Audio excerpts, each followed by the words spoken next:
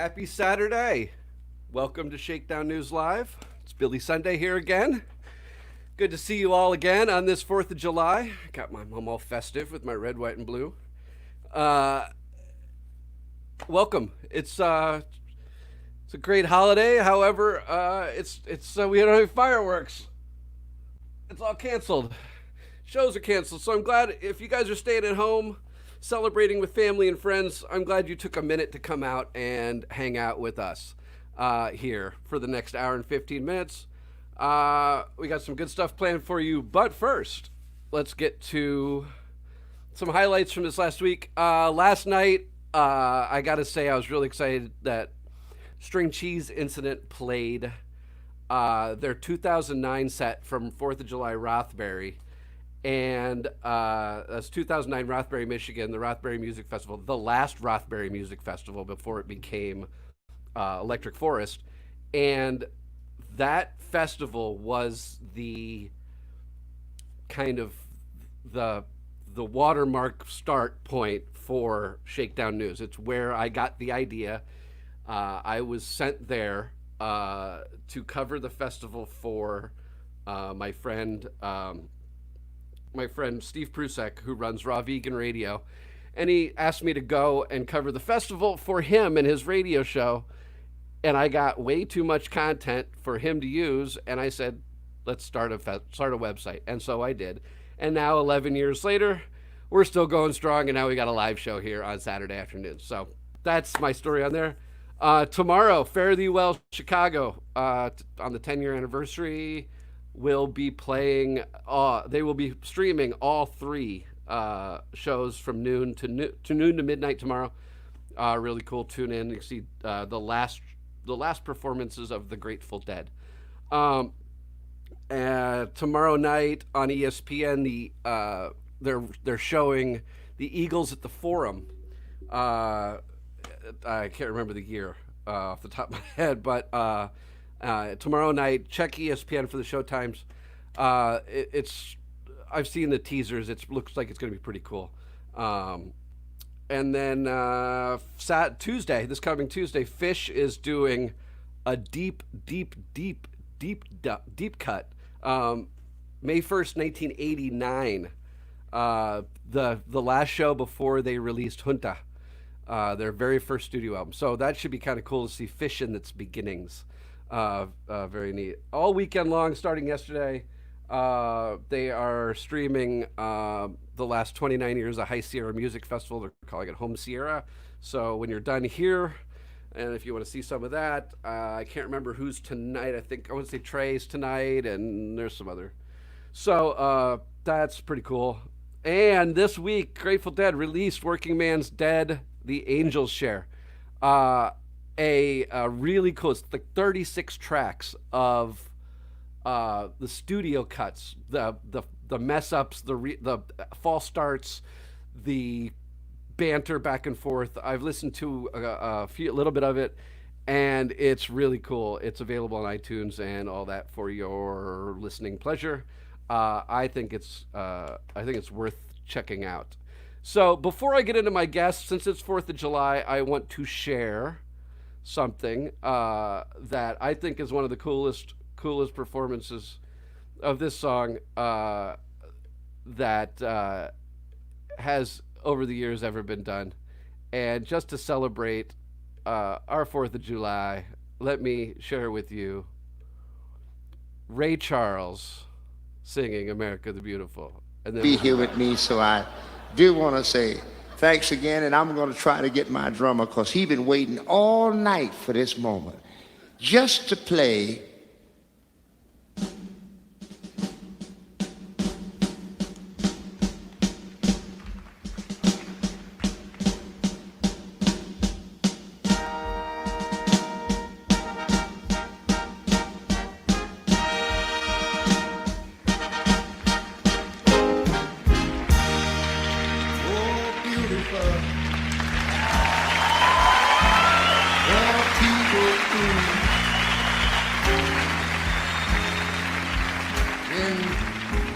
never-ending strife.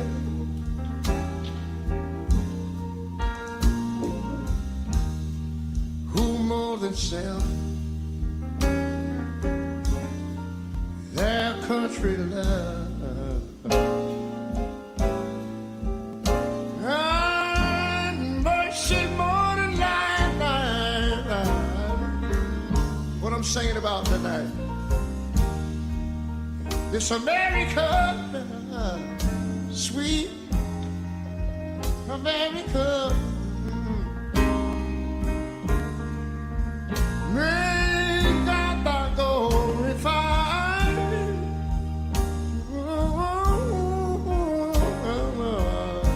till of success be nobleness and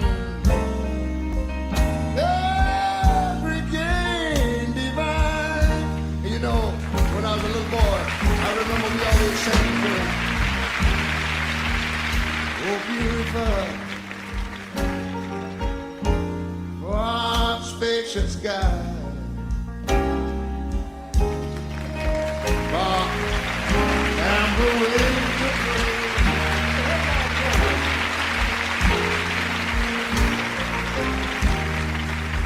our purple man is dead.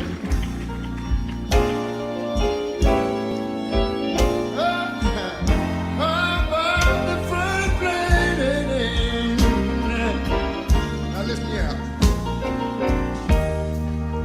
America, I love you, America. Well, God shed His grace on thee. Yes, you ought to love Him because He crowned our good. He told me He would save His brotherhood from sea to shining sea. Now, you know, I wish I had somebody to help me sing this.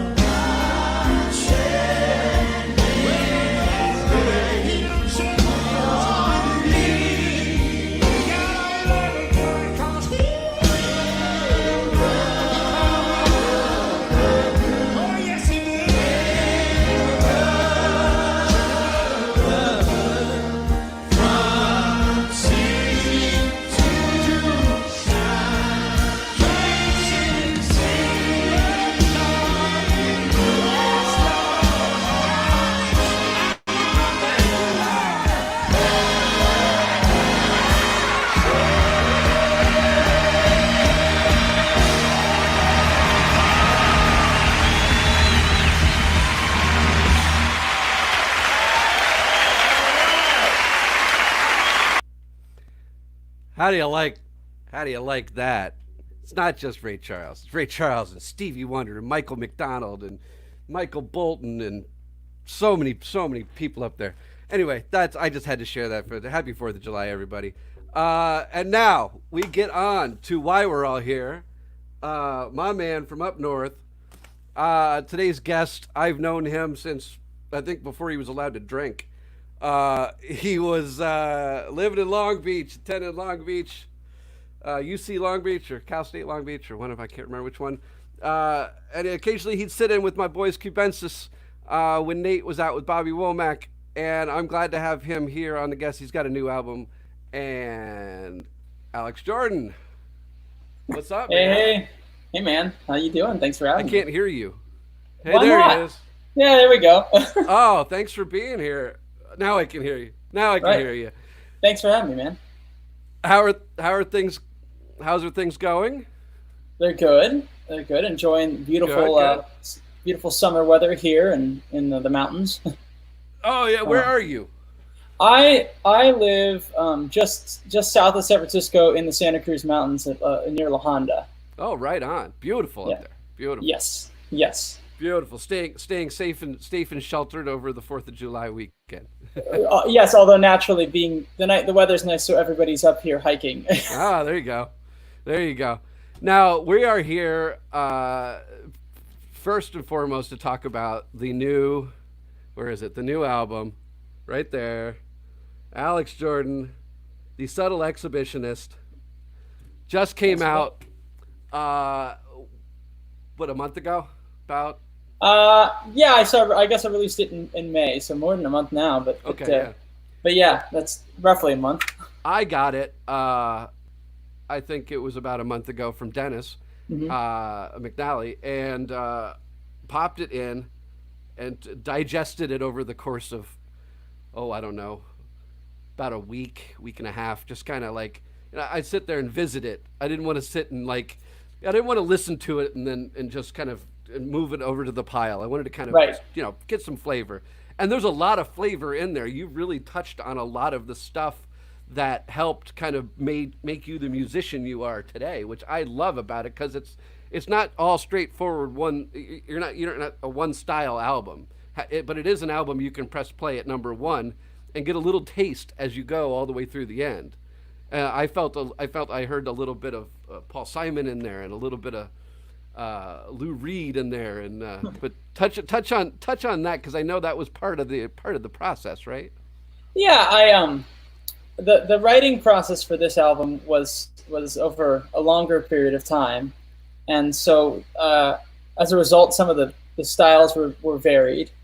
But what I wanted to do was, even though things did kind of bounce around a little bit, was just somehow tie it all together, and in both in an artistic and musical way, as well as from the production standpoint. And so the intention was to create something that was listenable all the way through, instead of just listen to one thing and move on.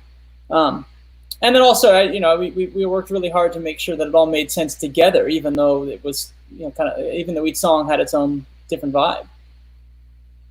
Now you played a lot of the instruments on this album, correct? Like Yeah. you played guitar, you played piano, you played organ, you played.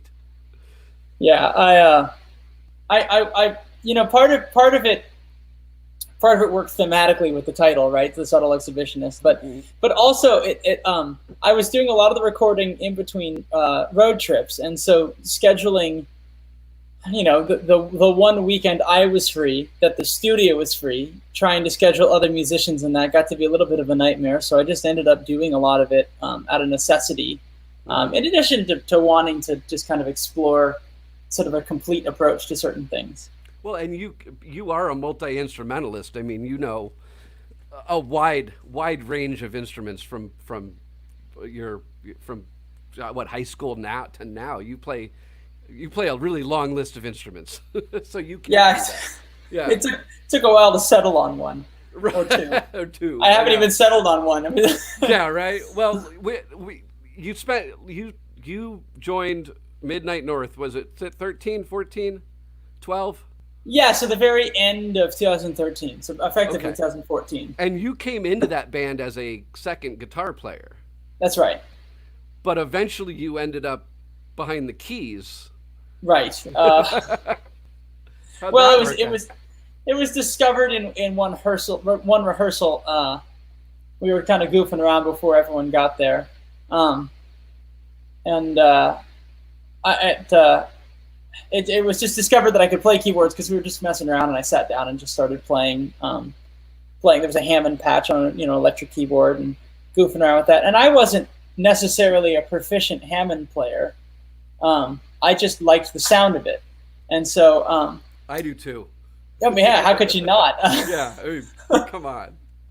So anyway, I started to mess around with it, but then immediately they were saying, no, you got to do that. You got to do it on stage. You got to do it on stage. So I resisted, because I just didn't want to embarrass myself. And over time, I'm talking about learning on the job, right? So Yeah. it took a few years, but I got really comfortable. I do remember one particular show at the Great Room at Terrapin, where it was like a bunch of different bands, like a hootenanny kind of thing. Hmm. And I think we were, after the Mother Hips or something like that, and we were going to sit down and play, and I literally had to ask their keyboard player, Danny Eisenberg, like how to operate the Hammond. You know, I was like, will it be on when I get on stage? Like, do I have to turn it on? You know, I didn't know anything. I know how to do this. Right. I could, you know, that's it. I can do this, but I got into it though. I was it's hooked. worked out. Yeah, I loved it. Because you're rebuilding old B3s and you're working on them yourself, correct? Right. Yeah, I don't know how to turn these freaking things on to I can take them apart and put them back together. I had a shop for a little while. Actually, even before I had a shop. And I say shop, what I mean is that my roommates were kind enough to let me effectively take over half of the garage. Oh, that's cool. But before I even had that, I was just in my parents' garage, and someone gifted me and this other friend of mine, Chris Barnett, who's a legitimate repairman, gifted us a storage unit that was full of a bunch of organs, and one of them was a complete B3, but nothing was wired and nothing was bolted together. Just pieces. Just pieces. Oh. And so I about 40 pieces and hundreds of wires to solder together, and I found a manual online and bought a manual and had it shipped to the house and just opened it up and followed the instructions. Is it easy? Is it easier than putting together an IKEA bookshelf? No. No. I figure. No, but the manual is much better, much more extensive, but the task is a lot more monumental. Yeah. You need more than that little Allen wrench they give you. Right, much more. That's awesome. Well, I tell you what. Now, since we're talking about it, there's one track. There's one track on the album, and I gotta remember which one it is. That's really heavy in the organ. Is it Golden Land? No, California in My Eyes, maybe. Yeah, that's right. That's which is a great tune. That one and Subtle Exhibition are pretty organ heavy. Yeah. Although the first track, come to think of it, the first track, Your Kingdom Comes, but that has a big organ solo. But interestingly enough, I wanted the keyboard player that plays with the Mother Hips to play the solo on it, and so I ended up he played organ on it. It's the only one I don't play organ on. Right. And I just wanted his sound. Yeah. And he's like a take no prisoners, no mercy kind of Hammond player, so it worked out. Oh, excellent. Do you want to dive in and play us one of the tracks off the song or off the album? I can play that. And then we'll continue the conversation because I'd like to hear it, and I'm sure everybody watching would like to hear.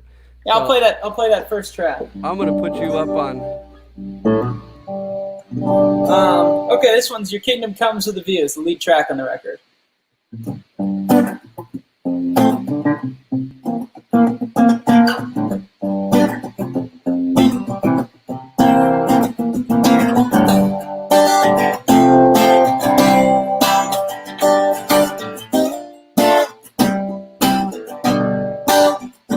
So you wanna be a hero, wear a crown upon your head, fame and fortune, splendor, and your California king bed.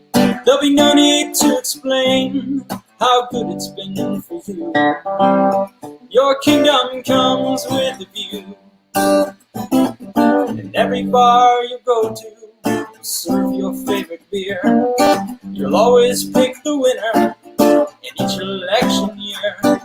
You're the paragon of perfect, that much we always knew. Your kingdom comes with a view. And I can hardly wait for the fall, when this story's through. Tear your picture down from the wall. Your kingdom comes with a view. Faces in the papers and on Time magazine. Your good deeds overflowing, your reputation is too clean. Well, give us all a minute to find dirty laundry too. Your kingdom comes with a view. I can hardly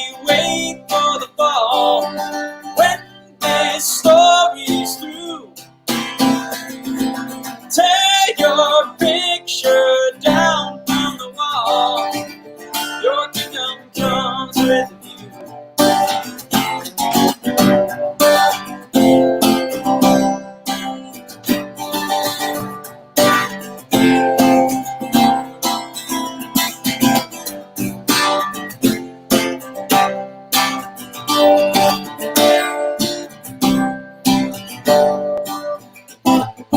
Favorite teacher told me that life is seldom fair. Well, the scales in your favor, I'd say you've had your share. Well, the people like their heroes, and they vilify a few. Your kingdom comes with you. And my, oh my, what they say about you now. Tell me, is it true? What's the dirt, the where, and the how? Your kingdom comes with a view. I can hardly wait for the fall when this story's through. Tear your picture down from the wall. Your kingdom comes with a view. Your kingdom comes with a view. Your kingdom comes with a view. Oh, your kingdom comes with a view.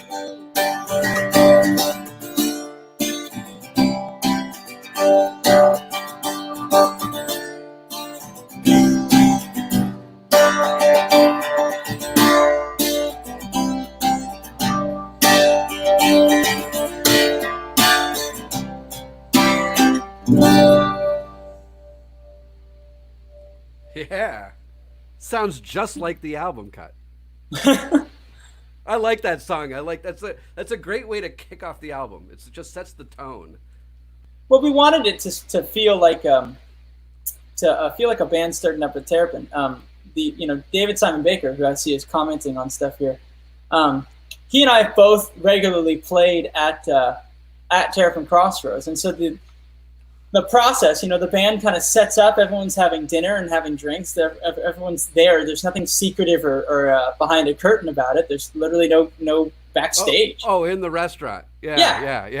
And that to me, that's the heart and soul of Terrapin, and that was the vibe I wanted to kind of capture. So the idea was that it sort of felt like a band kicking it off and then jamming a tune out to start their set. And so why not kick a record off that way? There you go. Does that is that song about anyone in particular? No. It was loosely inspired by the I'm going to get into the baseball thing here, really. All right. Loosely inspired by Barry Bonds, and right. If you were a San Franciscan and a Giants fan, you were a Bonds fan, right? Exactly. And it was sort of, there was a thing, I don't know, there was an expression that was like, he's a jerk, but he's our jerk, and I'll buy that. Yeah. Right. But there's something likable about the guy because he was just a good ball player. Yeah. We had one of those in LA, Eddie Murray. Right. Sure. It's a great example. Great example. But the main thing was it didn't matter if you were a Giants fan when he was getting close to those records. Right. Everyone was really excited, like, holy crap, he hit another home run. Holy crap, he stole another base. So, he got another hit. And it was just like, it was big. And then it wasn't, the memories are short, right? It wasn't until after all of that happened that the accusations about performance-enhancing drugs came out. And the funny thing is, at the time that he was doing these, virtually nothing he was accused of was against the rules. Right. And so it was this big, huge, sports world national gripping thing, mm-hmm. and we were determined to bring this guy down.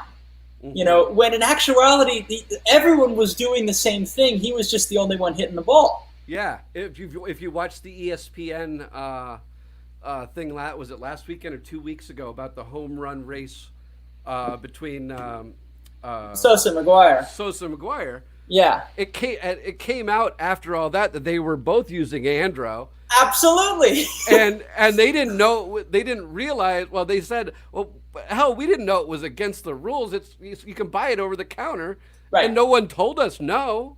Right, exactly. And McGuire's like, I needed rehab on my insert old hinge here, Right, shoulder, knee, back, hip, whatever. But we've done that. But we've done that with every. We do that with every hero, whether it's sports or I mean, politics, art, you name it. We like to elevate people. We love to see them achieve things, and then the moment they've achieved something, we are desperate to find out what makes why are they so special, and we want them to be more human than they are. Right, and you look or then when we've made for the flaw. Exactly, and so that's the whole idea. Was I'm excited. So you want to be a hero, can hardly wait for the fall. Yeah, that's great. That's that gives me a whole new perspective on that song. I liked it already. Now I like it more.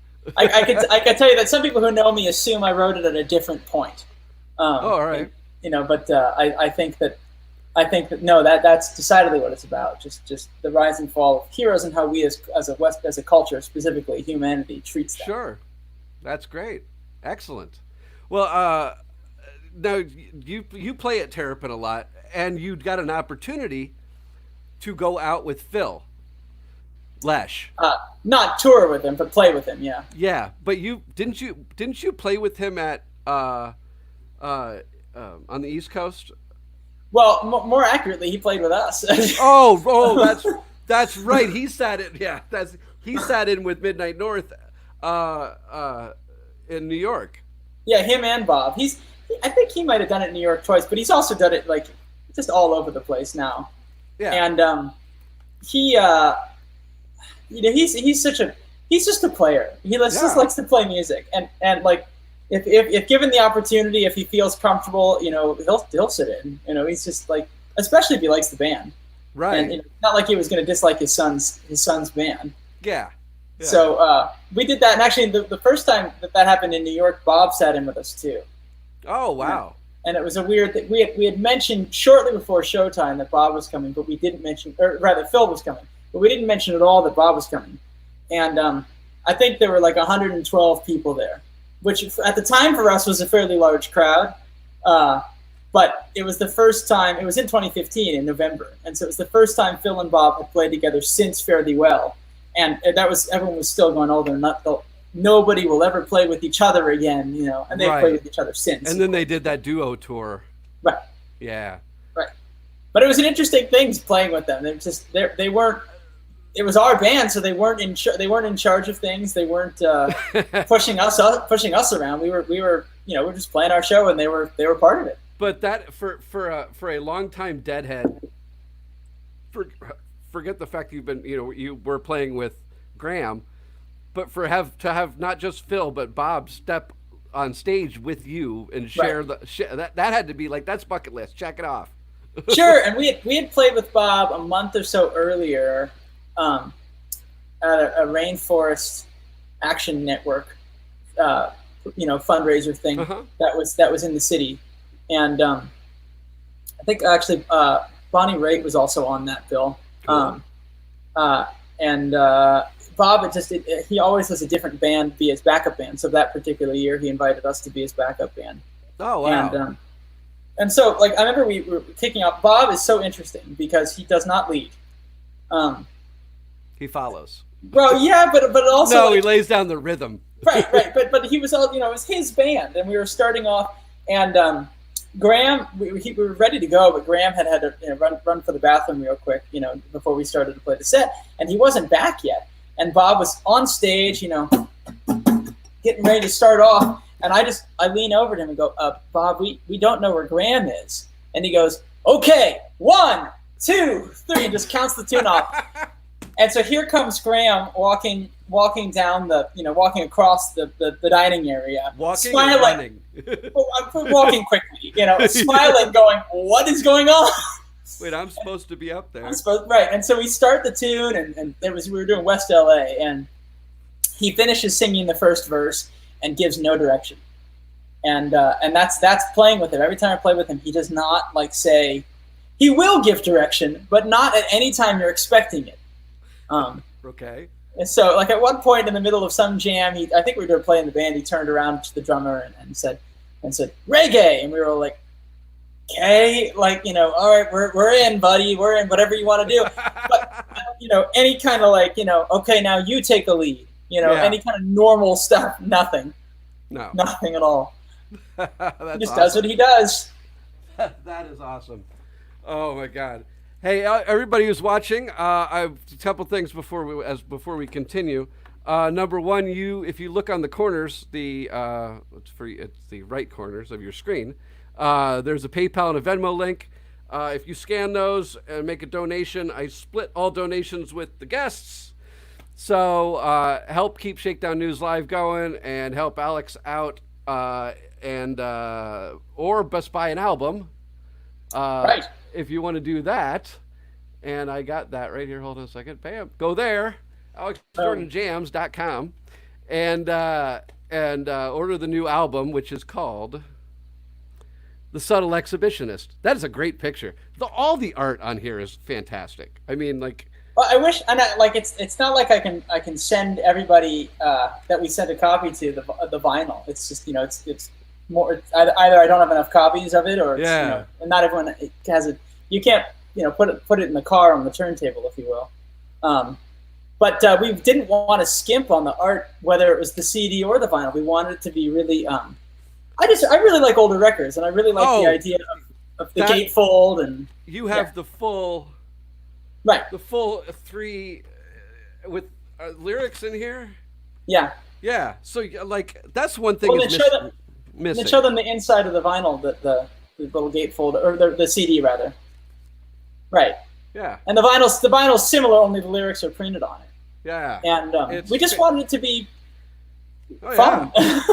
No, I respect that. I think it's there's and I've said this many, many times, but I like album art. I like liner notes. I'm old, so I like album art. I like liner notes, and I like an album where you can.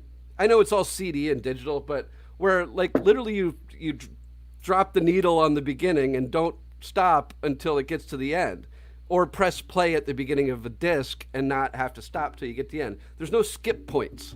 Right. I don't like you don't like. Pick the needle up and move it over because you don't like the song. You just knuckle down and bear. But I really did try to make it sequence well, and the mastering engineer can tell you that I, in some points, obsessed over the length of the end of the track. Yeah. Just so that the timing between the two tracks felt natural. Right. Yeah. You didn't end any exactly at 420, did you? I don't think so. I know. I've come across bands that tried to do that. No, if anything, there was a point that I was obsessed with the golden mean, and like try to get something interesting to happen right at the golden ratio. Right. But I don't know if I did anything of this on this record. Maybe accidentally. There's one instrumental, right? Mm-hmm. Makuna Haini, right? Makuahine. Makauhine. I got it's it. A little Hawaiian, means mother. Well, I figured it was Hawaiian, and I don't speak. I don't either. I like make sure I get it right. I want it. Like I love slack key guitar, and that's a very Hawaiian, quintessential Hawaiian art form. It's slack key guitar playing, just like open tune stuff. Right. And my dad has gotten into playing that, and it's nice to hear that. And 2 trips ago in Hawaii, we actually went to a little concert, a slack key concert. It was really cool to hear. Cool. It's awesome. It's such a laid back, fun music, but it's a great tune. Oh, thanks. Yeah, I like it a lot. I'm trying to remember what my favorites were. I know It's Cool was one of them. Oh God, all of them. I was gonna say there's only 10 tracks, Philly. Shit, man. I know. I wrote the review over a week ago, so I'm trying to remember back. But why don't you give us another one, and we'll see what the world thinks of this one. Sure. We'll go right on to the second track of the record. All right. I know I'll be okay. Sure. And I wrote this one in the days before I moved from LA, and back up to San Francisco before I joined up with the whole Terrapin scene. And I think I played a show at the Lighthouse right around then. Anyway, so here is I Know I'll Be Okay.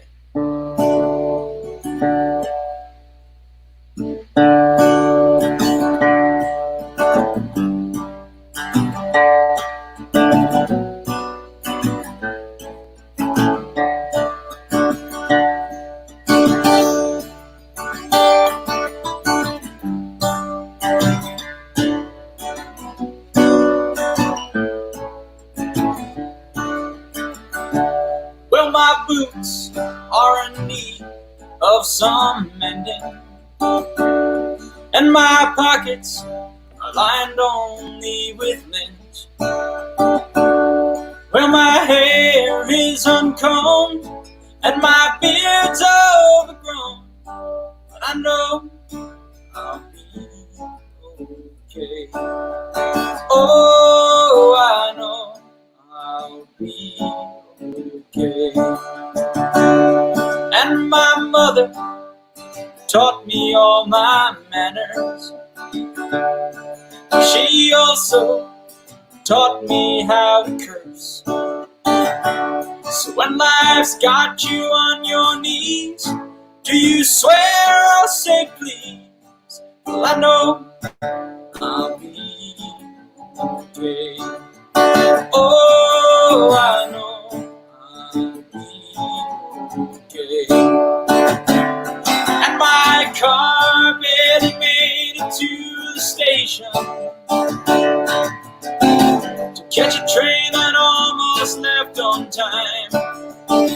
I left my ticket on my dash, but the conductor never passed. So I know I'll be okay. Oh, I know I'll be okay. I'm singing la la la la la la la la. Whoa. Oh, I'm singing la la la la la la la la. Whoa. Well, in Los Angeles, the sun shines too often, but there's far too much fog up in the bay. But I'd rather be too cold and wet than soaked in my own sweat. So I know I'll be okay. Oh, I know I'll be okay.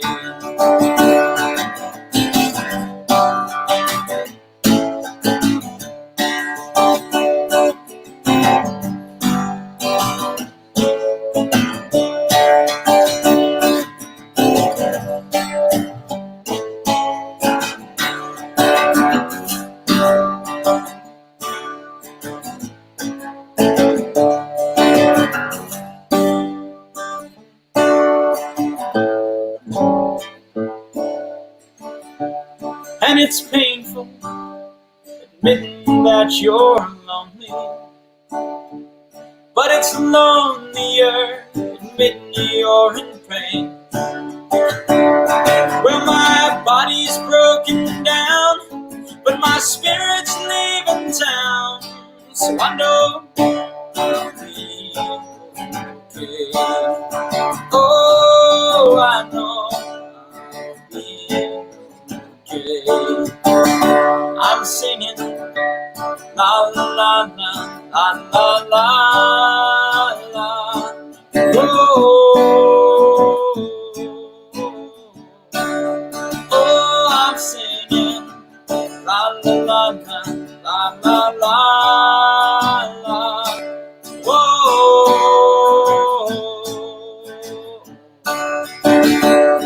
Oh, I know I'll be okay.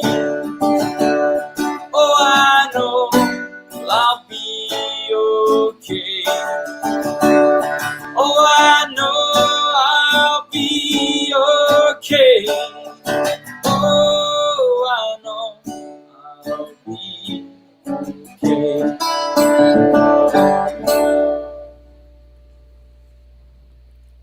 Yeah, that's a great one. That's track 2 off the album. Yeah, man. Yeah, I like it. I sense a little New Riders in there. I get a Yeah, it's little New funny. Riders vibe. Yeah, the other day someone pointed out a Burrito Brothers thing too, Oh and yeah. what's the funny thing is I don't think I was listening to any of that stuff when I wrote that song. I'm way more into it now. But I know you do. You did, and you do listen to those, right? Yeah, I mean, I'm way more into anything honky tonk sounding now. Mm-hmm. I'd probably heard New Riders just because of being a Deadhead, but it wasn't like I wasn't trying to wasn't trying to write country music back then. No, I don't think anybody ever sets out to say. I think country music just comes out. Sure.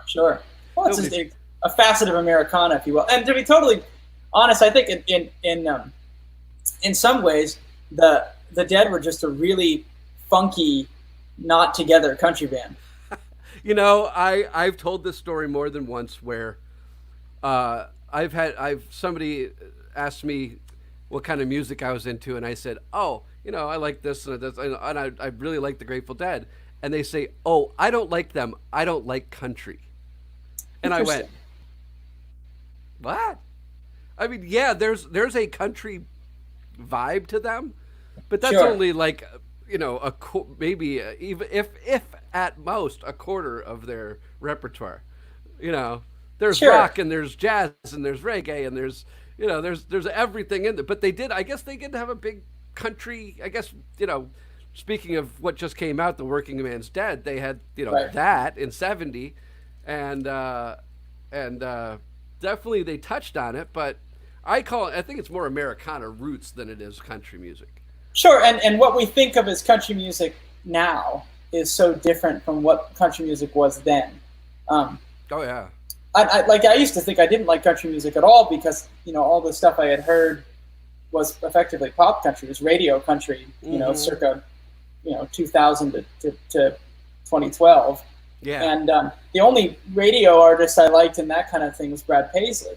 And I think what always appealed to me about his music was that his band was really good, and his writing was clever. It was not. It was still pop music. It was still pop lyrics and pop topics, but it was clever. Yeah. Didn't have a whole not a lot of depth to it, but No, but not. But also not really obvious and bland. Yeah. But then add to that the fact that you have these just ripping pedal steel players, ripping steel, dobro, you name it. I mean, he's a really great guitar player. And so I was more open to it after listening to that, and I think that begat Merle Haggard. I think that's that's sort of where country music made sense to me. all that renegade country, the Bakersfield sound, and anything from California. I mean, well, and which brings up which is where New Riders, they were like that San Francisco country band. Exactly. And normally, like in no world would you ever want to put those two things together. No, but it works. But they did, and it worked, and Right. you know, David Nelson and crew are still legendary, and David's still running around doing it. Right.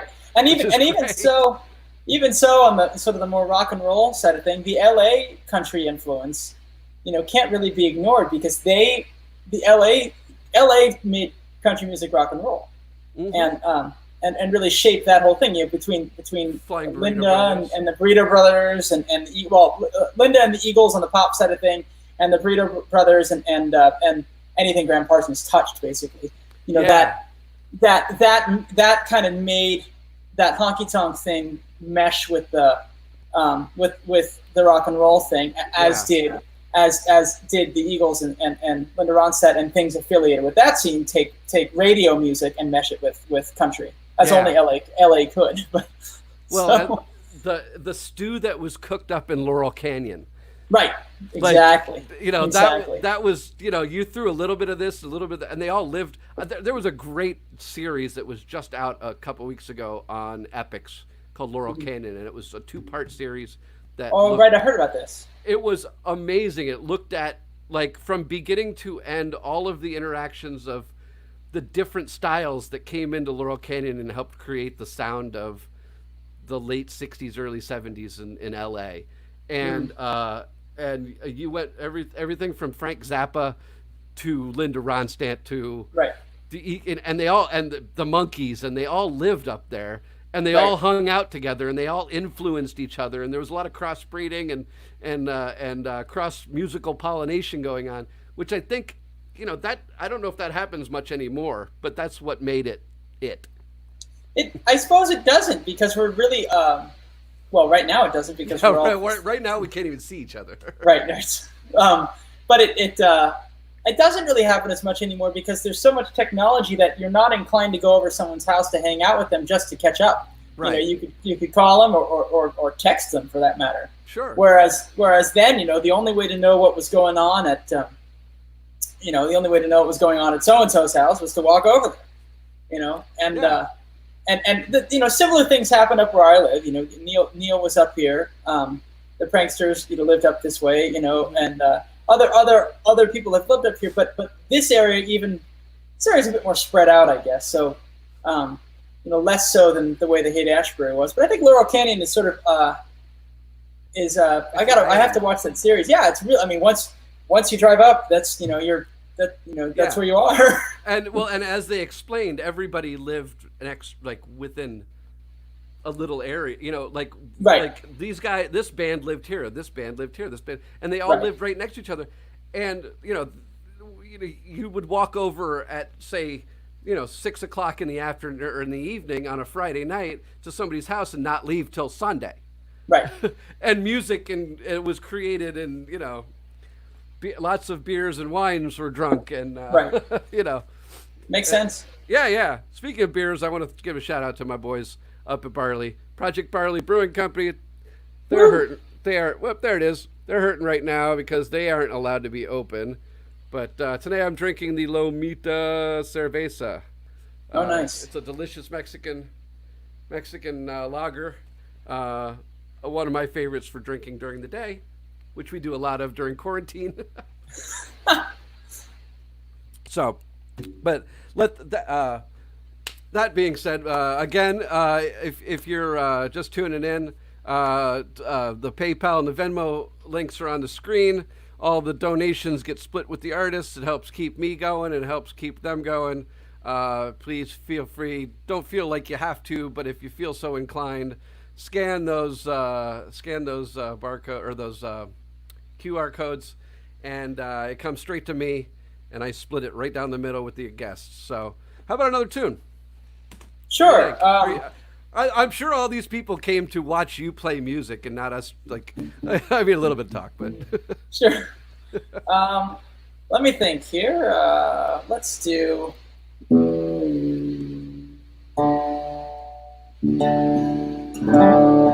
This is the first track on side 2, or I believe, was it California Man? Is that the 6th track there? track 6.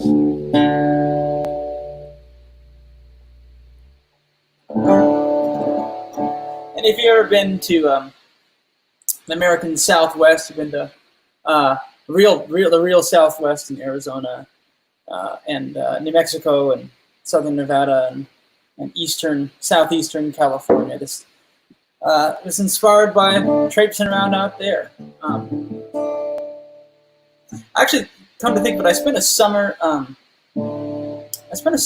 with Craig Marshall storm chasing. We went all over the desert out there any day we could, trying to find a thunderstorm. So I think right around that time I just fell in love with the desert. So here's California in My Eyes.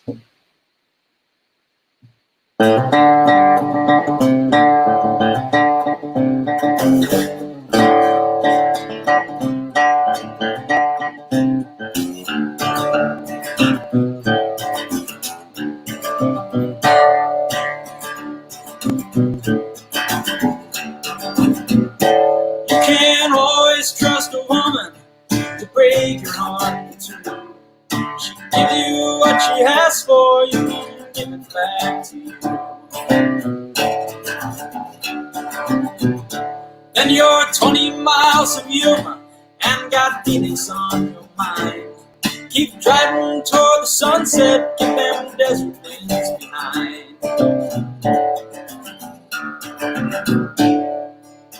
Rolling on back to ya, to them smoggy sunburned skies.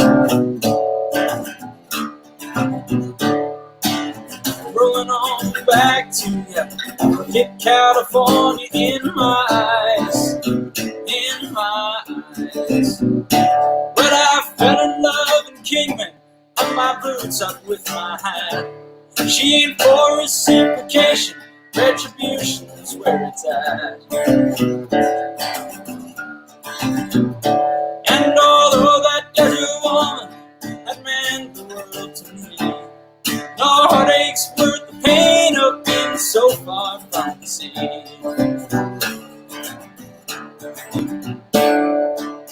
Rolling on back to ya, to the smoggy sunburned skies. Rolling on back to ya, get California in my eyes, in my eyes.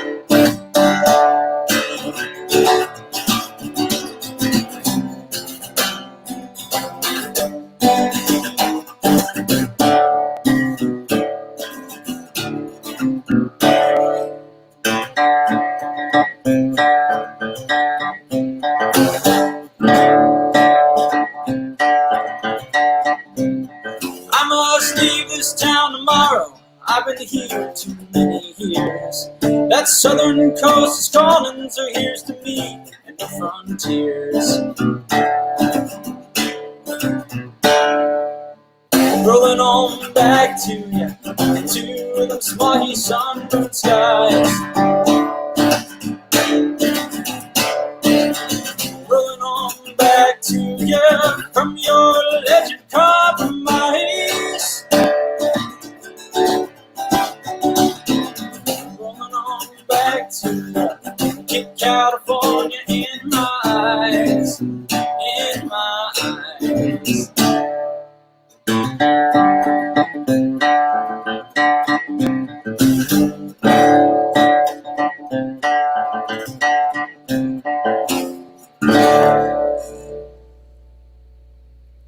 What do you mean you're not a country artist? That's great. That's got some twang to it, man. That's like Dwight Yoakam twang. I showed that to a Nashville friend of mine, and his response was, "It's not that it's not country, it's just that it's not Nashville." And so I was it took me a minute because Nashville has become, of course, the hub Sure. of country. Yeah. But it almost has become that country music is not this Nashville country, radio country is not country music anymore. Nah. It's so far departed. Yeah. So I it's don't know where it sits, but Yeah, I'm not. Austin. I don't know. I'll play it here in my living room. And hopefully you'll play it on the road when we get back at it. I'd like to. It'd be nice. Do you have, when this is all over, do you have plans to put a band together around you? Are you going to? I mean, obviously you left Midnight North almost a year ago. No, it's December. Oh, December. Okay. Well, I mean that was 7 months ago. Almost a year ago. I don't know, man. I'm still waiting. Flies. It might as well be March right now. I know. What is it? It's Thursday. Right. I don't know. Yeah, I have to. The only day I really actually know what day it is Saturday, because I got to be right. I got to be right here every Saturday at 3:30. For everybody watching, I do this every Saturday right here at 3:30, 3:30 to 4:45, and we talk to different musicians. If you want to see old shows, they're all up on the website shakedownnews.com. And but that was just a blatant plug for the website, but that's why we're here. If you like what you hear and you want to spend some of your hard-earned cash on donating to the cause, the links or the QRs are on the screen. If you want to buy Alex's new album, you can go to the websites right on your screen, alexjordanjams.com. This thing, it is fantastic. The Subtle Exhibitionist. Did you come up with that? Was that your? I had heard someone say that, and I just sort of. It's a great term. Well, it was in passing, and I just sort of immediately said, "Well, I've got to do something with that." And Exhibitionist. Well, I could sort of wrestle back and forth because originally I think my intention. Well, originally I just titled the project that, and I actually wrote the song after that. I wrote the song last. Like we'd already recorded most of the record by the time I actually ended up writing that one. Yeah. And there's, especially in sort of the social media generation here, I think that there's it makes sense to me that there would be a disconnect between what we want people to see and how we are. And it's not like you're trying to misrepresent yourself, but you're trying to represent yourself as positively as possible. Your best self. Right. Exactly. Yeah. You got to put your best self out there on the internet. Don't wave the poor me flag because nobody gives it. Right, but at the same time, like that's not what a person is. We are. No, I know. Absolutely. Yeah, we are all of our flaws as much as we are our strengths. Right. But yeah, the public image of most of the people that are on social media is not. It's only half of the picture. And I mean, I'm not gonna claim I'm exempt from guilt there either. It's just. Right. Yeah. But I think but I think the idea is that if you're there's a desire to present information in a way that you think is appealing to other people, and that's an exhibition of sorts. You think of an art exhibition, and but you also don't want to seem like you're full of yourself or it's intentional. We're really quick to recognize when someone just is absolutely obsessed with themselves or what they're doing. Uh-huh. But it's so difficult because at the same time, like I'm here on your show today because I like you, but we have a lot in common and we have a history together, but also because I have this thing that I want people to know about. You got something to promote. Yeah. Right. Exactly. And so it's like, I have to do that in a way that's like, it's not, Yeah. Yeah. You can't run down the middle of Main Street naked. Or but you can walk down Main Street going, "Hey, I got a new CD." Right. In case anyone's interested. If you feel like it's your thing. Yeah. So there's a lot of that. There's a lot of that thing where we have to promote and as an artist, but at the same time we can't. It's he's pushy. Right. And yeah. Like, I agree with that. There's a happy medium between pushy and whatever. Right, but that goes beyond artists. Like that's become how we exist in the digital social realm. Oh, I spent many years in public relations in Hollywood. Right. I know, and most of them are not shy about running down the middle of Broadway naked. No, and you can't. And you ultimately to make anything happen, you almost can't be. You have to be. It's sort of like your image has to be such that it's okay if you do that because that's part of what it is. And we don't have that luxury as individuals. We don't have that luxury as non-business or artistic entities. We're sort of we have to be as forward as we are passive. Well, yeah, and you tell your story in your lyrics and your song selection and your music and I think that's the nice thing about music over say actors or politicians or pick somebody who's in the public eye. As a musician, you get to like lift the veil just enough through your lyrics to show a little bit of your soul, a little bit what's inside you without just throwing the trench coat wide open. Right. And you sort of have to master the illusion of it being about specifically one thing. Yeah, Um, which is absolutely why I thought this album was great, because you touch on a lot of you show where you come from. Yeah, and I think the hardest part when you're writing lyrics is you want to be honest, but you also don't want to be so specific that it's unrelatable. Mm-hmm. And a lot of what I was trying to accomplish lyrically in sort of this phase of my writing is to capture moments that were human moments. And I mean, truth be told, in some respects, that was just my way of capturing how I felt about something. Mm-hmm. But also to capture things that in a way that I thought might be relatable. Mm-hmm. And because I could very easily write music that would be exclusively to entertain myself. But I'm not gonna lie and say that I absolutely love the aspect of performing, and sort of the exhilaration you get from performing, the chance, Mm-hmm. the things that could potentially go wrong, and the things you're not all in control of.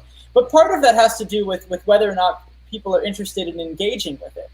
And I don't want to create art for the sole purpose of the consumer, but I also don't want to create art for the sole purpose of my own amusement. And so finding something that I feel is somewhere in between, that I feel honest saying, but doesn't force you to live life from my perspective. Right. You gotta have to like your music, I think. Right. Yeah. I think so. I would hope so. Yeah. But I mean, there's a lot of people who are spitting out crap, to put it mildly. But like you don't feel, like they might enjoy the process, and they definitely enjoy the profits, but not sure they enjoyed the actual product. Wow. Sure. Well, there you go. Yeah, there you go. Yeah, I can get that. Three P's, Right. Well, we got some time left. I want to throw it out to everybody watching. There's some people out there. Does anybody have any questions for Alex? Let's throw it out to the audience and see if anybody has a question that we haven't touched on yet. And see what. Just throw it in the comments. Post it on the comments, whether you're on YouTube or Facebook. I can see them all right here, and we'll give you a minute. While everybody's thinking of a question, we never got to the answer. We got sidetracked. But do you have plans to put a band around you after we get more time? So I kind of had a band going for a little bit. But what I was calling the Alex Jordan Band, and I tried to make it somewhat consistent in terms of members and lineup, but it's difficult to do that, especially now. Yeah. So I do intend to put a band back together, hopefully with some of those same players.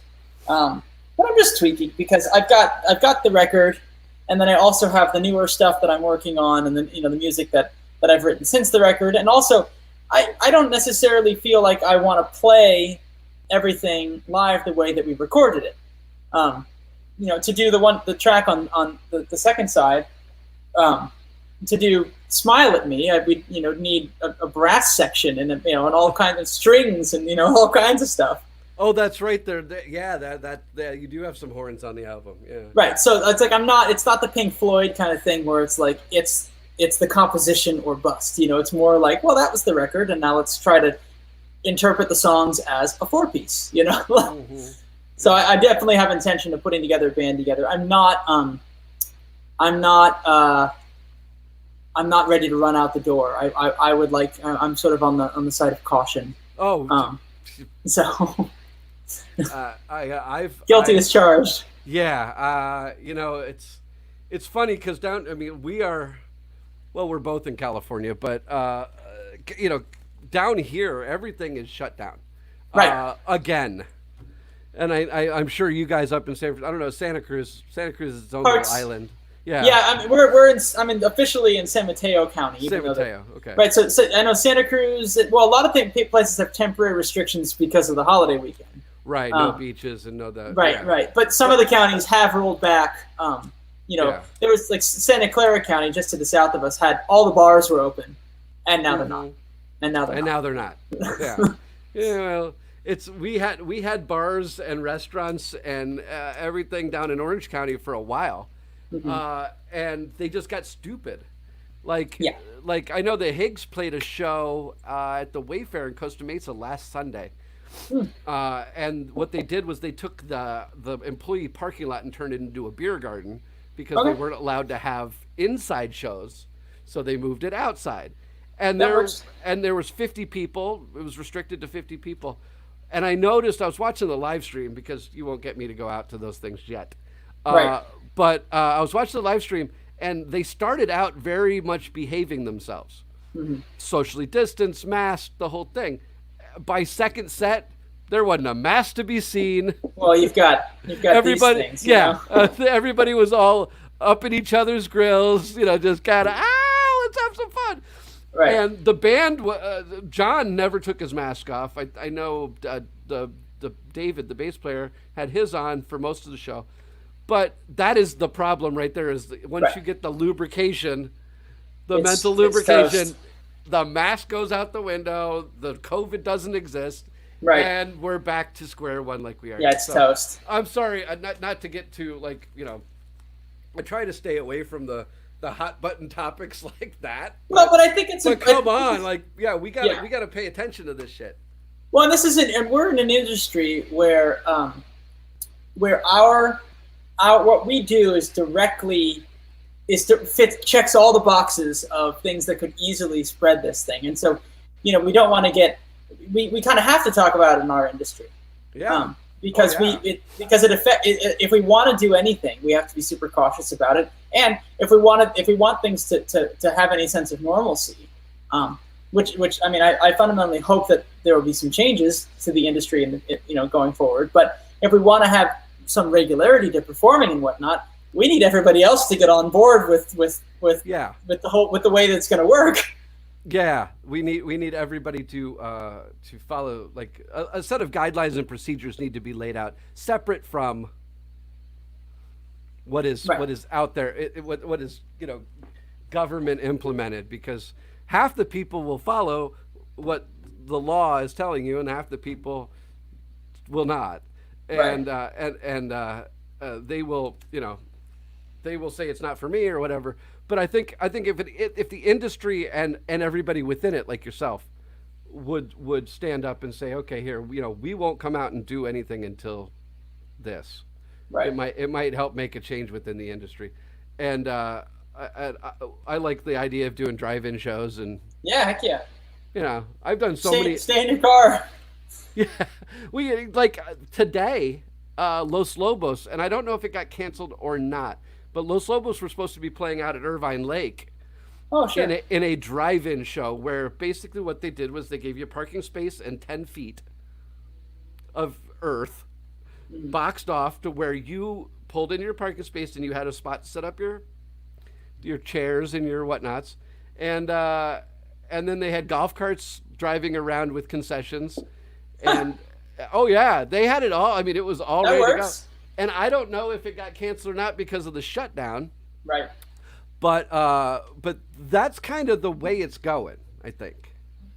I definitely think that's kind of like At least in the near term. Yeah, and I'm okay with that. Spafford did one in Arizona like a month ago, and it was well attended, well produced. Nobody had any problem with staying in their lane. That's Well, that's good. That gives me hope. Yeah. So. Hey, you want to do one more before we send it on the way? Sure. All right. Let's get one more for Alex. Again, the album is, and we'll come back after you're done, but again, the album is The Subtle Exhibitionist, available at alexjordanjams.com. And which one are you going to do? I'm going to do the title track. All right. And Lord help me, there's a lot of words. But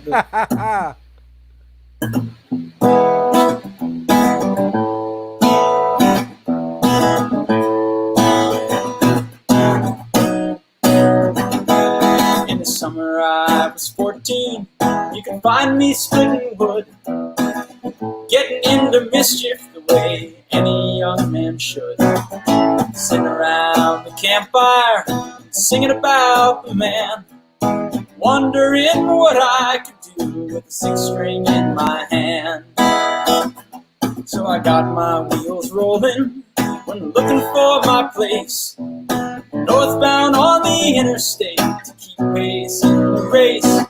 There's folks who wanna own me, folks who like my style, folks I know who wish I'd vanish for a while. Are you an introvert or extrovert, or somewhere in between? Well, tell me, LA cowboy in the San Francisco scene. It's not I need to label, it's just I'd like to know what to look for when the subtle exhibition starts to show. I was found in San Francisco, got lost in LA, dug into that desert soil and found another way. Had my share of heartache, had my fill of joy, had my share of growing up and forgetting to be a boy. Are you mad or strong and silent, or not too fond to talk?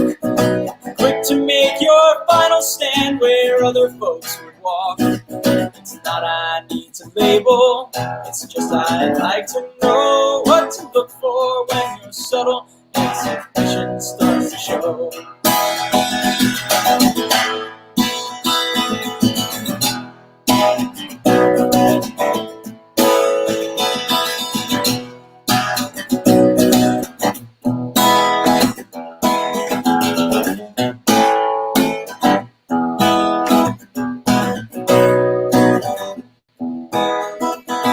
There's a woman in the redwoods, says she sees me right. I'll admit I've seen things in that settled kind of light. Barbecues on Sundays and football on TV. If it's all the same to you, just you be you and I'll be me. Are you an introvert or extrovert, or somewhere in between? LA dominatrix or lamenting Tulsa queen?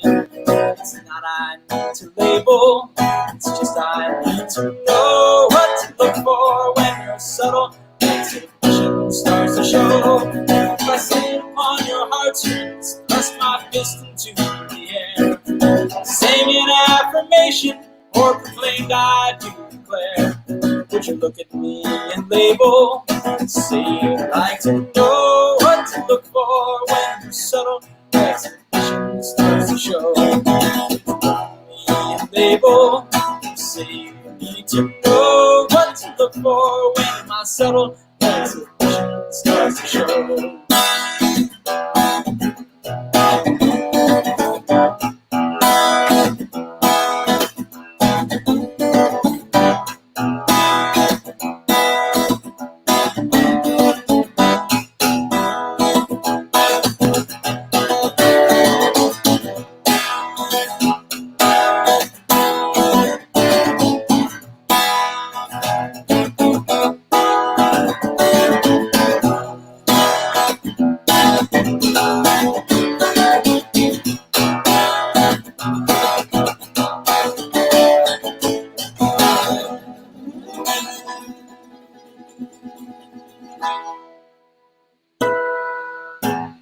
All right.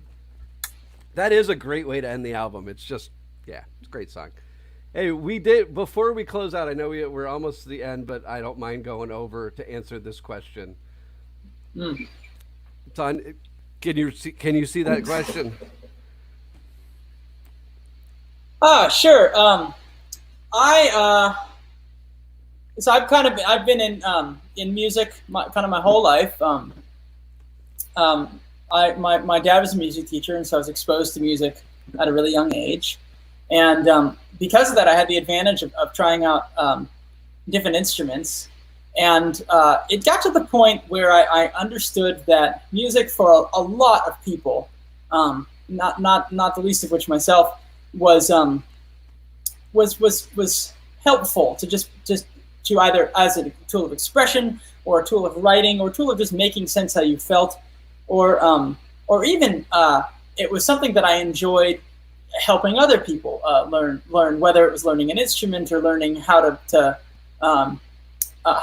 write or how to listen to music and just sort of introducing people to music much the way other people have introduced me. And so getting into into that, kind of got me really pointed in the direction of wanting to do music professionally. And I think part of it, I was part of my music education was that I studied music education, and when I was at Cal State Long Beach, and it was really fun because you got to learn all different aspects of the history of music and performing music and different instruments, as well as learning how to teach.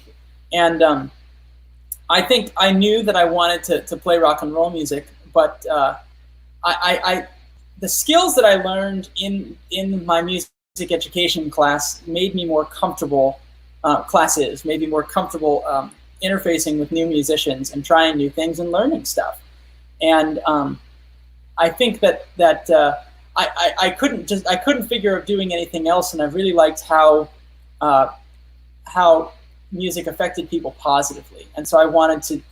And music had affected me personally positively, so I wanted to contribute and give back to that positive influence in my little corner of the world here. And so those are the reasons I chose music as a career.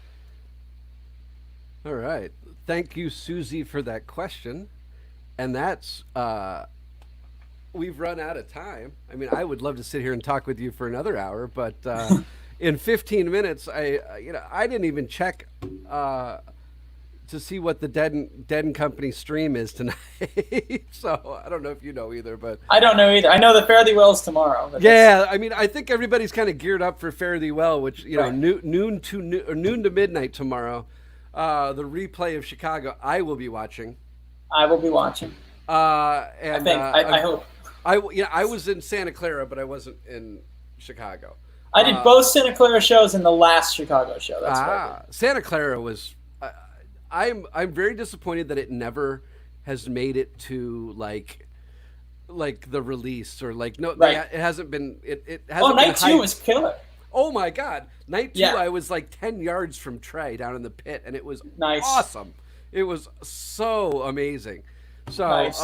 Yeah. But anyway, thank you for coming and joining me for an hour and talking about the new album. Again, the album is The Subtle Exhibitionist, available at alexjordanjams.com. Go buy it.